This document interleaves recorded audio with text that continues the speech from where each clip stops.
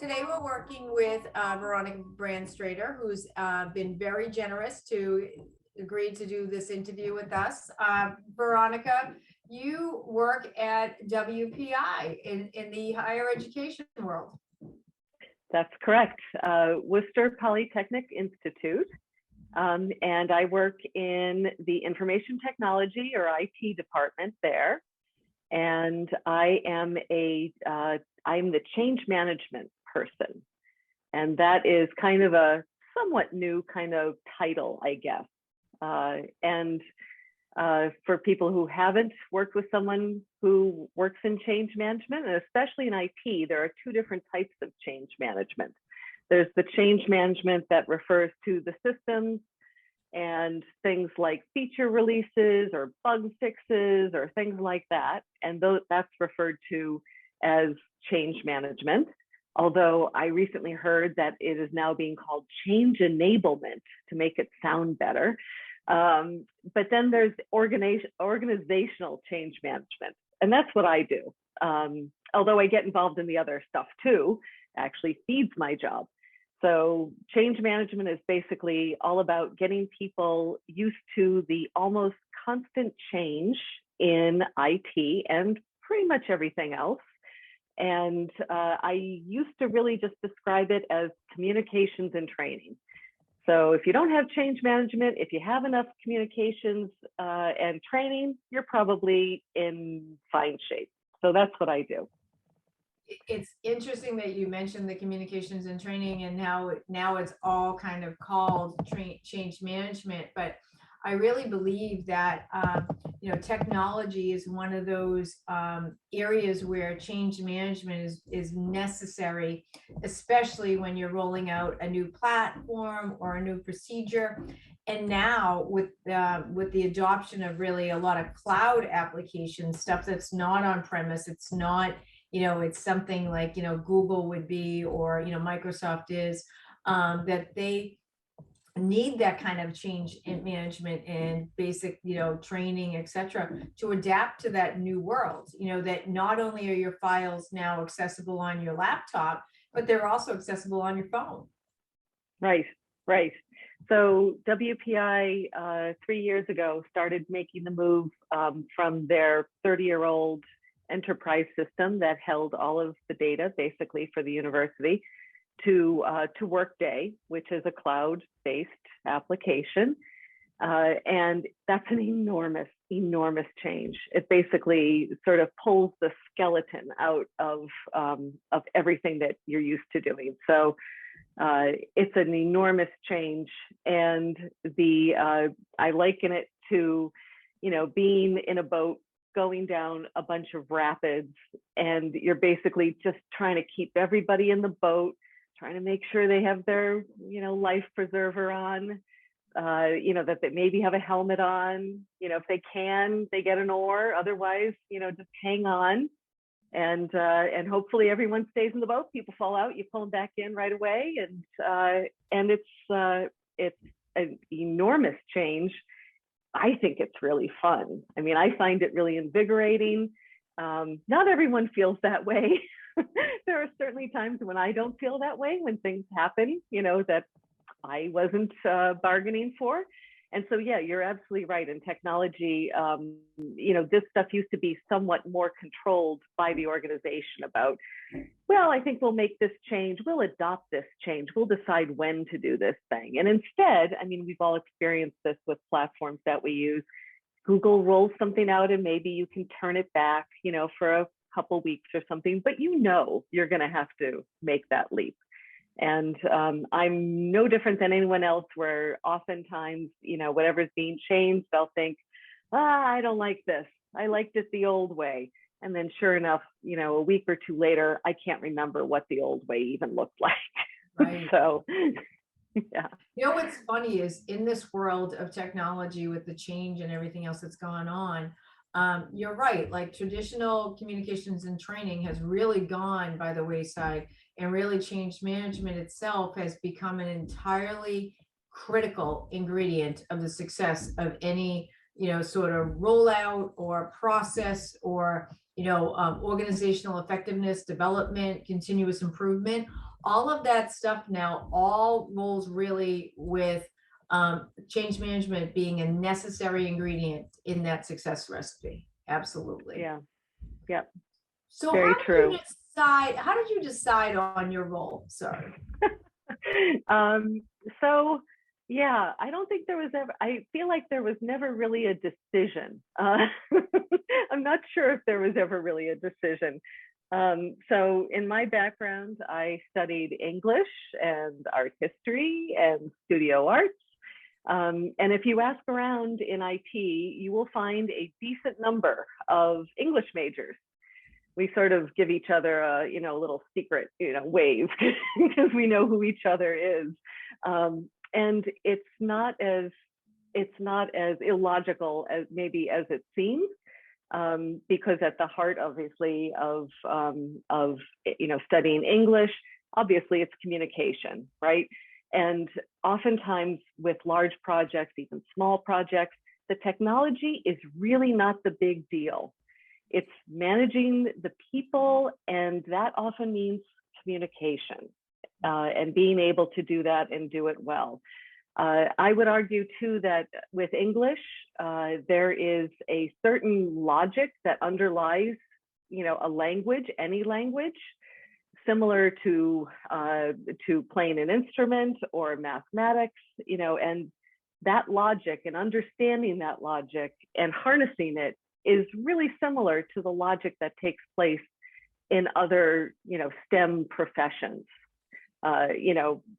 Coding, for example, that there's a real logic there, obviously, and that being aware of that and using it to your advantage is inherent in both of those.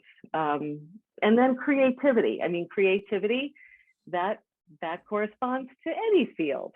So I feel like all those things kind of wrap up. So basically, having studied those things, I was not going to become a writer. That's when everyone asks you when you're an English major, oh, are you going to be a writer? No, I'm not going to be a writer. Or a teacher, are you going to teach English? No, not exactly. Well, you're interested in art, are you an artist? Well, I'm not good enough to be an artist. So what I did is I wound up in sort of adjacent fields, things that use those skills, but aren't those things exactly. And I would say for me, that worked out really well. And basically, like a lot of people, I was interested in a whole range of things, and you try them out. You get yourself into a field. I was really interested in architecture, so I went and worked for an architect for a little while. And that was really interesting because I discovered that I did not want to be an architect after watching that, being in that field for a little while.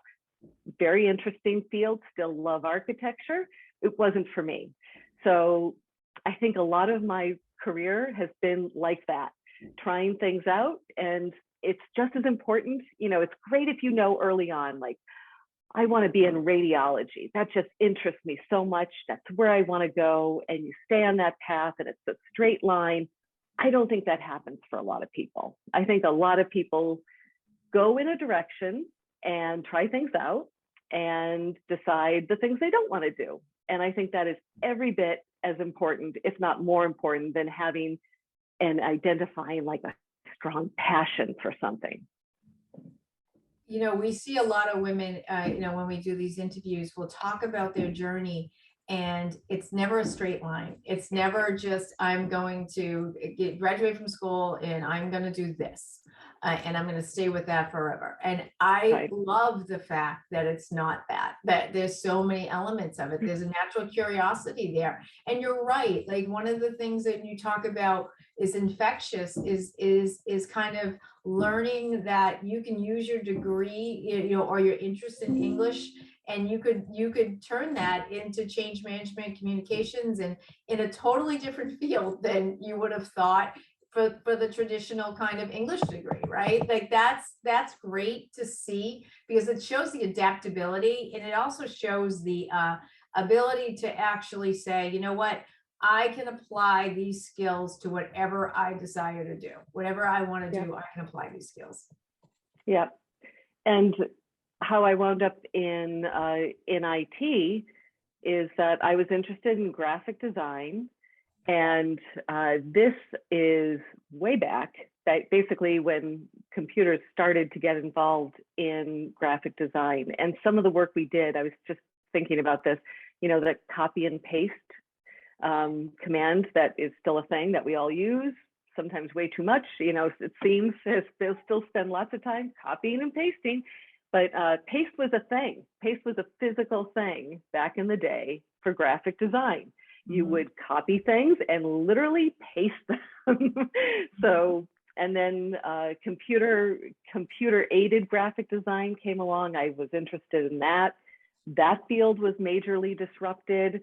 From there, I wound up actually in knowledge management, and then web design.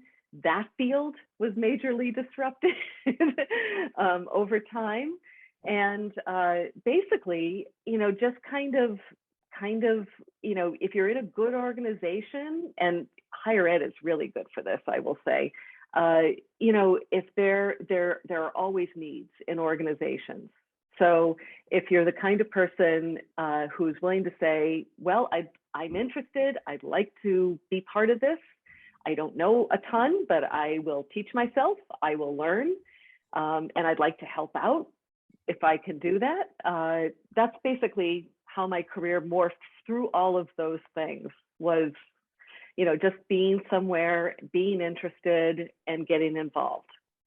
I love that. Being interested is very critical. And I think that once, young women find something that they're interested in, they really can pursue, whatever they want to in that area. And whether it becomes a full-time position or a hobby or, just a general interest that they keep forever, that's, it's such a great way of continuing to learn on both sides, whether it's professionally or personally.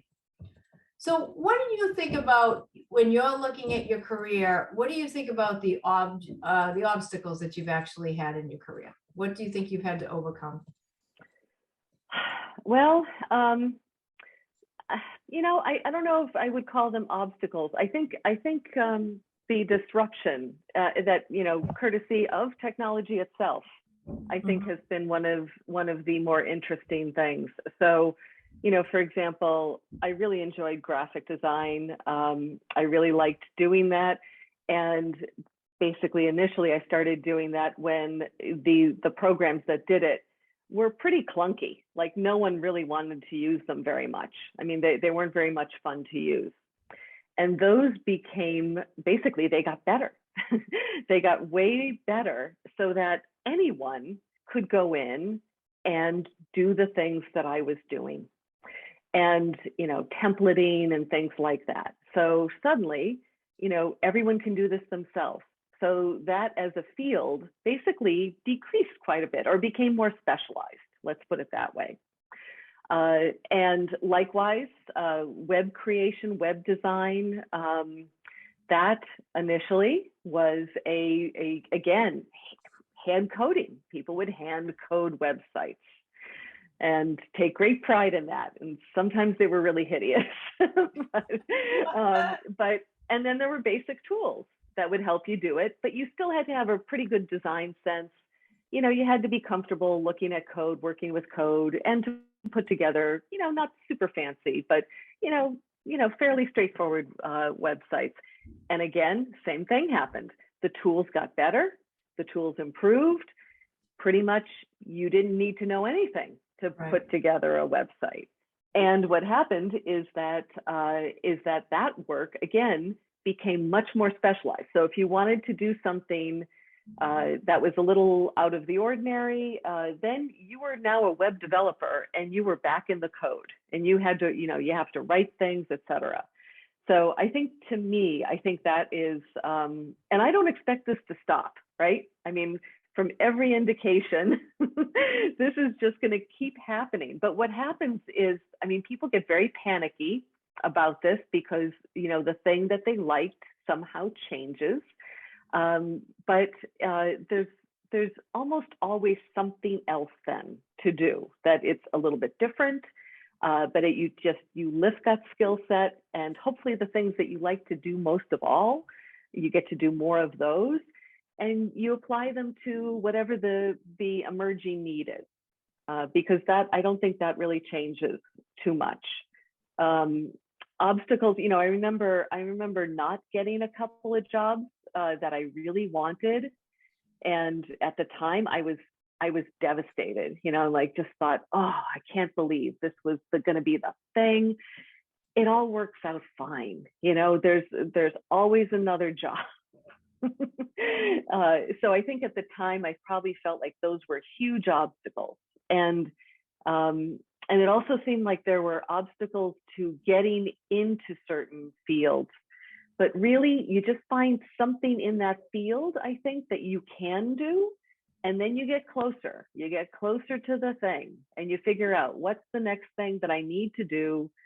If I am interested in this field, do I need a little more education? Do I need to talk to some other people? Do I need to make some good connections? Anyway, so I think I feel very fortunate that I didn't have a lot of obstacles. It was more like, making choices. Yeah, I think sometimes as you go through the career too, you have a very quick way of looking at something and saying, is this an obstacle or an opportunity? And I think that that's what you did. You can tell that you have chosen to take the road of learning more, investigating, doing things differently, than what most, people sometimes have a reaction to. And I mean, honestly, everybody has to feel what they feel. But I think it's interesting that you were able to adapt. And I think that's one thing that I've always looked for, even when I was looking at, if I was in an interview with someone, and their ability to adapt, or their adaptability, cases that they would give me examples of it, were always something that made me want to hire them, because there's so much, disruption, like you said, in technology, that, you need to know that they're okay with that. That that it's not just going to be the one stop, what I mean, and that this is going to be where they want to be for a little bit more than that, even if the role changes or the direction of the company changes. Right. So if you had to tell your younger self something, what would you say? So I think I would tell my younger self. So one of the things that I was really interested in growing up was biology. I had a bunch of really good teachers.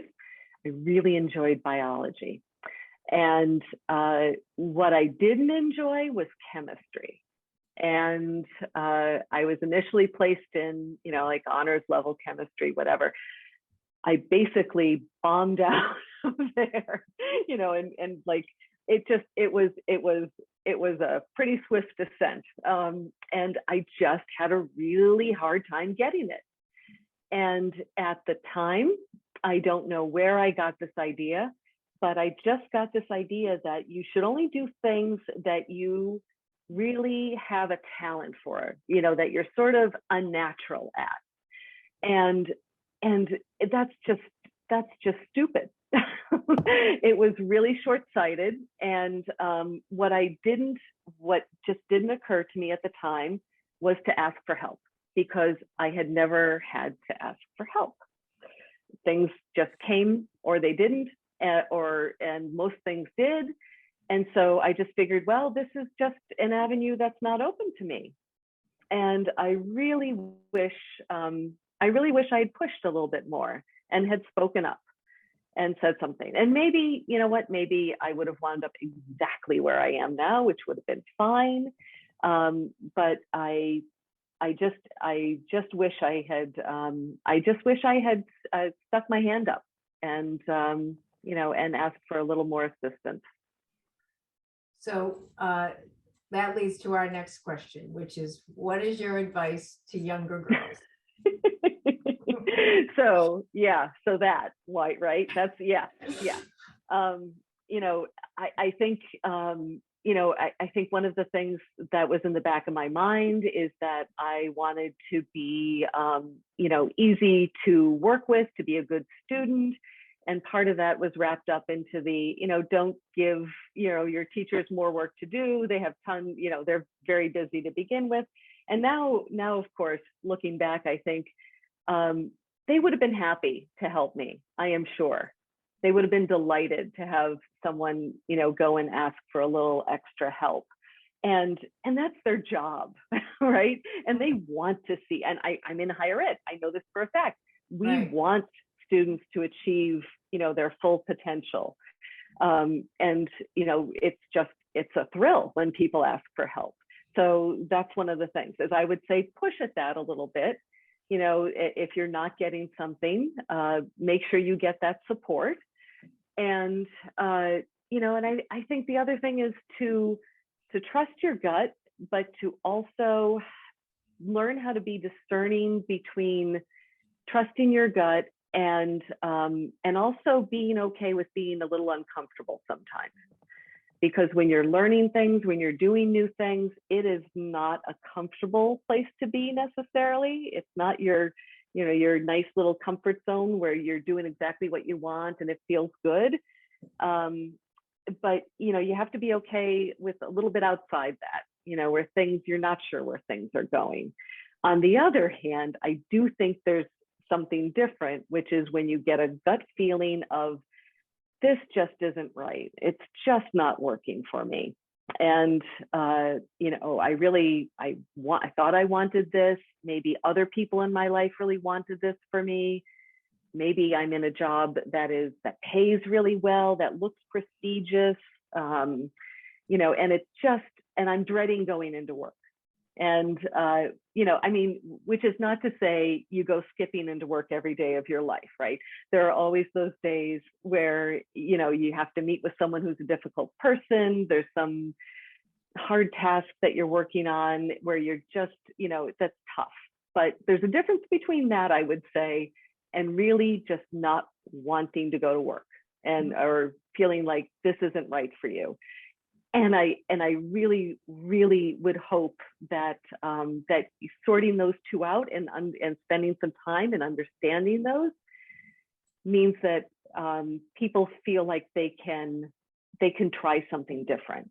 There's that sunk cost fallacy, right? You've invested all this time and energy. I don't want to give up. But make an adjustment at least. Like, if a particular job just isn't working out for you, try a similar field, but a different environment. Sometimes, your environment matters so much. The people you're working with, the people you're working for, the general culture of the place, it matters a huge amount. I would say probably much more potentially than what you yourself are doing day to day. So don't discount those things, I would say. And again, just know yourself and do what's best for you, because, you only get one shot at this. And you want to feel mostly good, and excited about going into work. Absolutely. Absolutely. We're there more than we're home sometimes. So it's definitely something that, you want to be in a situation where you love what you do, at least, or at least want to go away with some sort of fulfillment that you feel about your job. Absolutely. So if you had to sum up your LinkedIn profile to 3 words, what would they be? Okay, I'm including an ampersand in here, so it's not really a word. Okay. I would say technology, untangler, and connector. Love that. Technology, untangler, and connector. Very good. I love that. Yeah, I love it too. I actually really love it. Thank you. Thank you, Veronica, for being with us. We really appreciate it. We appreciate the effort that you took to do this interview on Her Incredible Mind. Thank you so much. This was really fun.